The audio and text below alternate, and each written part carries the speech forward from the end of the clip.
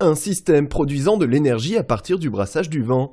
Non, il ne s'agit pas du gouvernement français, mais bel et bien des éoliennes.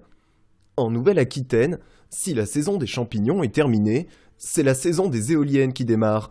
Nous sommes allés à la rencontre d'un paysan impacté par ces curieux changements de paysage, Monsieur Schmitt. Voilà mes considérations quant à l'énergie éolienne. Je ne suis pas satisfait, car c'est bruyant et délétère pour la faune locale. C'est inefficace et très disgracieux. Si je me suis installé en Nouvelle-Aquitaine, c'est pour profiter de ces panoramas saisissants, pas pour me faire taxer pour ces... Oula, je peux pas traduire ça. Oh, puis vous l'avez énervé, là. Face à ces considérations légèrement contestataires, notre équipe a décidé de contacter plusieurs experts afin d'avoir leur avis, notamment une ornithologue. Il faut savoir qu'une éolienne ne tue pas plus d'oiseaux que des lignes haute tension. Et plus on va vouloir augmenter le nombre d'éoliennes, plus il va falloir augmenter le réseau électrique de ces lignes haute tension. Une éolienne est responsable de la mort de 19 oiseaux, alors que, en comparaison sur une zone de passage, c'est 300 oiseaux par kilomètre de ligne électrique qui vont mourir chaque année. Donc les associations de protection des oiseaux ont bien essayé de voler dans les plumes du gouvernement, mais celui-ci continue à faire la politique de l'autruche.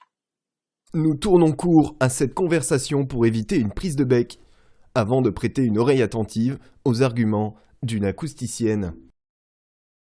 La plupart des personnes se plaignent du bruit des éoliennes, or il faut savoir qu'elles ont été interdites à moins de 500 mètres des habitations et qu'à cette distance, leur bruit est peu perceptible et qu'il a été mesuré à 35 décibels.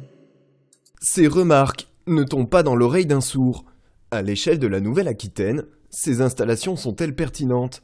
Afin d'en savoir plus, nous avons contacté un expert du domaine. Comparé aux autres énergies renouvelables comme la biomasse ou le photovoltaïque, l'énergie éolienne a l'avantage d'être la moins carbonée.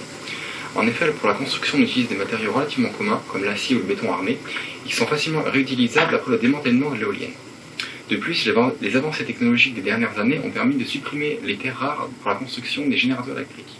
Si aujourd'hui les éoliennes n'ont pas le vent en poupe en Nouvelle-Aquitaine, on peut être certain qu'avec 970 km de côte de La Rochelle à la frontière espagnole, il y a un fort potentiel pour les éoliennes offshore et que celles-ci n'ont plus qu'à convaincre le cœur des Français. Révolution énergétique ou ventilateur surcoté ?